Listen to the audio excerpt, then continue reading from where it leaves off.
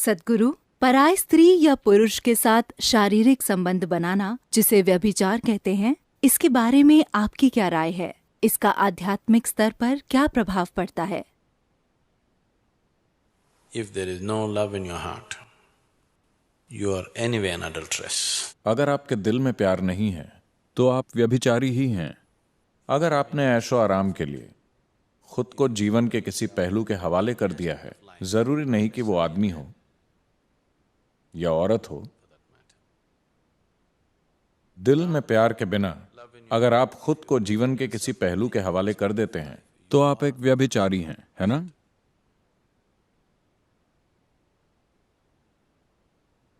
तो क्या मैं व्यभिचार के खिलाफ हूं? हाँ, उस मायने में हाँ, हर पहलू के साथ।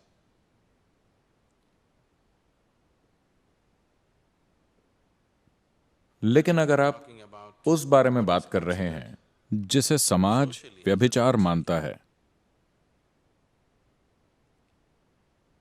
तो ये उस व्यक्ति पर है, और जो भी काम आप करते हैं उसका एक नतीजा होता है। लेकिन अधिकतर लोग जब नतीजे सामने आते हैं वो उन नतीजों का सामना करने को तैयार नहीं होते, लेकिन उन नतीजों का सामना किए बगैर ही वो ऐसे हालात चाहते हैं जिनका वो मजा ले सकें।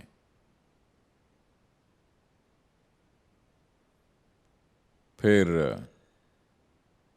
Anybody who is not willing कोई भी इंसान जो अपने किए हुए कामों के नतीजों को खुशी खुशी स्वीकार करने को तैयार नहीं है, वो बस एक मूर्ख है। और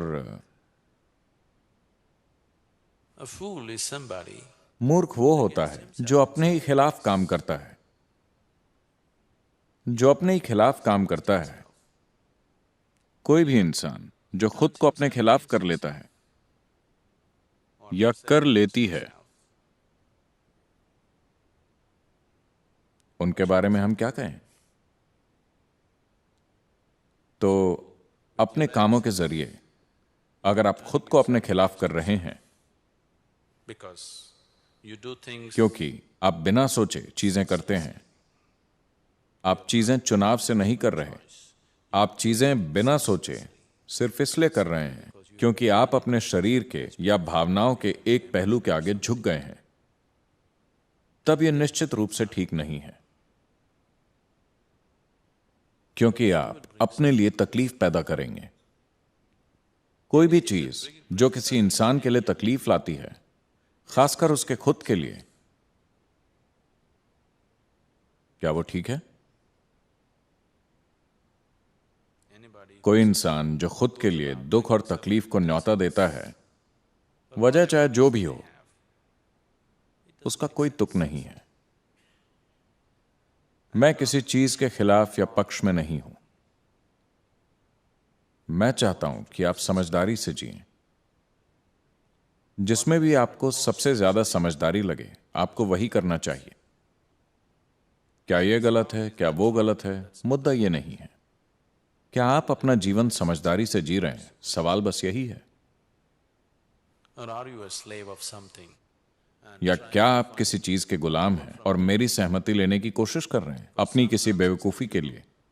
नहीं, मैंने न तो किसी काम के लिए मंजूरी दी है और न ही नामंजूरी दी है। As long जब तक आप उस बारे में समझदारी से बर्ताव कर रहे हैं जो आप कर रहे हैं। नासमझी भरा जीवन पाप है ना?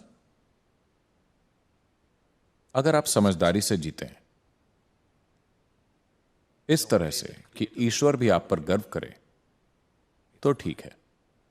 if you've just given into अगर आप बस झुक गए हैं अपने शरीर के या भावनाओं के या मन के तरीकों के आगे और अपने ही खिलाफ काम कर रहे हैं, तो यह समझदारी नहीं है। तो ऐसी बेवकूफी, क्या यह गलत है? मैं ये भी नहीं कह रहा हूं कि यह गलत है, यह बस बहुत सीमित और बेवकूफी भरा है। मैंने अपने जीवन में कभी किसी चीज को सही या गलत नहीं कहा है, लेकिन जो भी चीज सीमित या बेवकूफी की हो वो करने लायक नहीं है। तो मैं कहूंगा कि व्यभिचार करने लायक नहीं है। क्या यह सही है या गलत? मैं कौन होता हूं जीवन की किसी चीज के बारे में फैसला करने वाला? मैं जीवन के बारे में फैसले नहीं सुनाता। But it is stupid and limited. लेकिन ये मूर्खतापूर्ण और सीमित है कि आप अपनी खुद की तकलीफ का कारण बने। किसी ऐसी चीज के आगे झुक जाना मूर्खता और नासमझी है जो आज सब कुछ लगती है और कल आपको बेवकूफ जैसा महसूस कराती है ना? उस चीज के आगे झुक जाना बेवकूफी होगी जो आपको आज सब कुछ लग रही है और वही कल सुबह आपको खुद मूर्ख जैसा महसूस कराए, किसी दूसरे को नहीं। That is a senseless way to live. ये जीने का नासमझी भरा तरीका है। आपको इस तरह से जीना चाहिए, इतनी समझदारी से कि देवताओं को भी आपसे जलन होनी चाहिए। अगर आप इतनी समझदारी दिखाते हैं तब आपके जीवन में कुछ सही या गलत नहीं है। अगर आप में यह समझ नहीं है तो आपके जीवन में हर चीज गलत है।